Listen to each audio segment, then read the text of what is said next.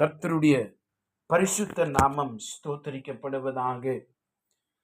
இந்த நாளுக்கான வேத வசனம் யோவான் 1 அதிகாரம் 16வது வசனம். அவருடைய பரிபூரணத்தினால் நாம் எல்லாரும் கிருபையின் மேல் கிருபை பெற்றோம். கர்த்தருடைய பரிசுத்த நாமம் ஸ்தோத்தரிக்கப்படுவதாக. நம்முடைய தேவன் மிகுந்த இரக்கமுள்ளவர். கிருபை இரக்கத்தை தாண்டி கடந்து போகிறது என்பதை நாம் உணர்ந்து கொள்ள வேண்டும். அந்த தேவனுடைய இரக்கம் நம்ம மேல அதிகமாய் வருஷிக்கப்பட்டிருக்கிறது. ஆனா அந்த இரக்கம் என்னென்ன செய்திருக்கிறது தெரியுமா? அந்த இரக்கம் அந்த ஊதாரி மைந்தனை மன்னித்தது. ஆனா கிருபை அந்த வீட்டில் ஒரு பெரிய விருந்தை வைத்து கொண்டாடும்படி செய்தது. இரக்கம் நல்ல சமாரியனின் காயங்களை கட்டினது. ஆனா கிருபையோ என்ன செய்தது தெரியுமா? அவனுக்கு உண்டான எல்லா அந்த பண செலவுகளை அந்த கிருபை பார்த்து கொண்டது. த மர்சி, இரக்கம் சிலுவையில அந்த திருடனை மன்னித்தது. ஆனால் கிருபை, த கிரேஸ், அவனை கொண்டு போய் பரதீசில் சேர்த்தது. கர்த்தருடைய பரிசுத்த நாமம் மகிமைப்படுவதாக. இரக்கம் நம்முடைய எல்லா அக்கிரமங்கள் பாவங்களிலிருந்து நமக்கு மன்னிப்பை பெற்று தந்தது. அந்த இயேசு ராஜாவினுடைய இரக்கம், அந்த கிருபை நமக்கு it empowers, the grace empowers us every day. அந்த கிருபை நமக்கு பலனை கொடுக்கிறதா இருக்கிறது.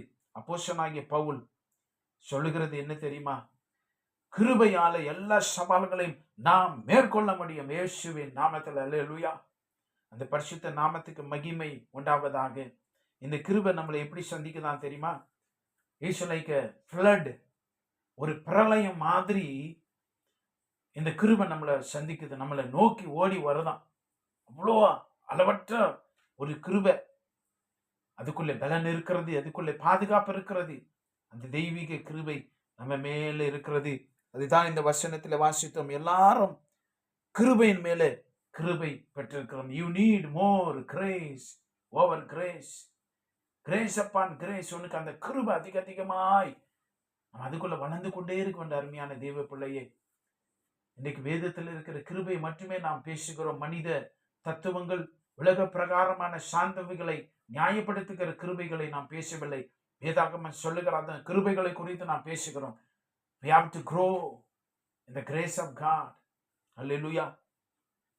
அந்த கிருபை பவுல் சொல்லுகிறபடி அந்த கிருபை நம்ம மேல இருந்துச்சு, அந்த கிருபை நம்ம தாங்குதுன்னு சொன்னா அந்த கிருபை எல்லாத்தையும் கவனித்துக் கொள்ளும். எந்த சவாலையும் அது சமாளித்து விடும். If God permits the challenge, He will provide the grace to meet it. இந்த கிருபை நம்ம மேல இருந்துச்சுன்னா அது வந்ததுக்கான காரியங்களை அந்த கிருபை அது பார்த்து கொள்ளும். வேதம் சொல்லுகிறது நமக்காக தன்னுடைய குமாரனே கொடுத்தாரு. ரோமர் 8:32 நாம் வாசிக்கிறோம். மற்ற எல்லாவற்றையும் நமக்கு அருளாதிருப்பது எப்படி? நமக்கு எல்லாவற்றையும் அருளி செய்கிற தேவனாய் அவர் இருக்கிறார். உனக்கு அதிகமான கிருபை கொடுத்து உன்னை பலப்படுத்த, உன்னை பாதுகாக்க, உன்னை ஸ்திரப்படுத்தி மேன்மைப்படுத்த கர்த்தர் விரும்புகிறார். But you need that hunger. உனக்கு அந்த தாகம் வரணும், உனக்கு அந்த வாஞ்சை வரணும், உணர்வு வரணும். எனக்கு ஒன்ன கிருபை மேல எனக்கு கிருபை வர வேண்டுமே. அந்த தாகம் நமக்கு ஒவ்வொரு நாளும் வேண்டுமாய் இருக்கிறது.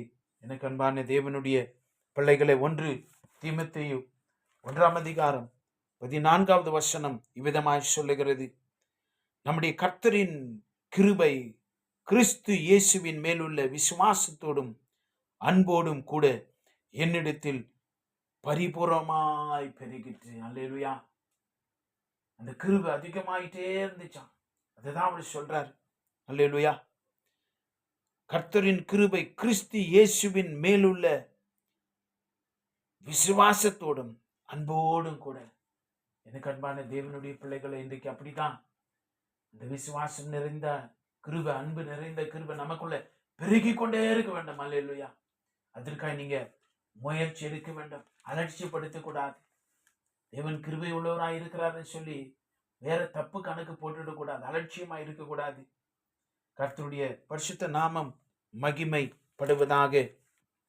2 கொரிந்தியர் 9ஆம் அதிகாரத்திலே நம்ம 2 வசனங்களை வாசிக்கலாம். 14, 15 நாம் படிக்கிற பொழுது, உங்களுக்காக வேண்டல் செய்து தேவன் உங்களுக்கு அளித்த மிகவும் விசேஷித்த கிருபை நிமித்தம் உங்கள் மேல் வாஞ்சியாயிருக்கிறார்கள்.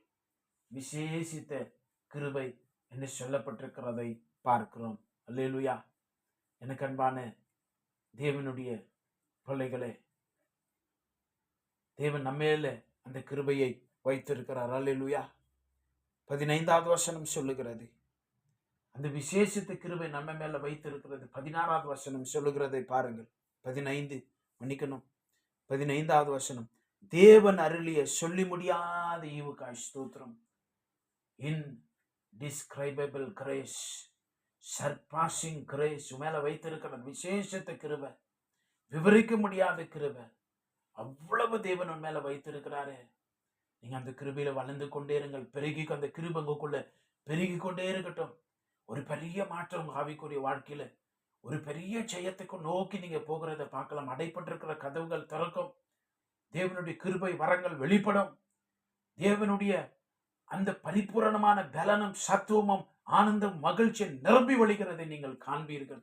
இந்த வார்த்தைகளை கேட்டுக்கொண்டிருக்கிற உங்களை கர்த்தர் ஆசீர்வதிப்பாராக. நாம் ஜெபிக்கலாம். பரிசுத்தத்தின் பிதாவே, நீதி உள்ள தேவனே, உடைய பரிபூரணத்தினாலே கிருபைகள் மேல கிருபைகளை கொடுக்கிறவரே, இந்த வார்த்தைகளை கேட்டு கொண்டிருக்கிற பிள்ளைகள் மீது உடைய கரங்களை இந்த நாளிலே வைத்து அவர்களுக்கு தேவையான புதிய கிருபைகளை நீர் கொடுத்து நீர் அவர்களுக்குள்ள அந்த கிருபை பெருகும்படி செய்வீராக ராஜா. இந்த நாளிலே அந்த கிருபை அவர்களுக்கு முன்னாடி கடந்து போவதாக, வழி நடத்துவதாக, அப்படி சித்தம் செய்வதாக ராஜா. முகே மகிமை நாங்கள் ஏறெடுக்கிறோம். இயேசு கிறிஸ்துவின் வல்லமை உள்ள நாமத்தில் ஜெபிக்கிறோம் பிதாவே.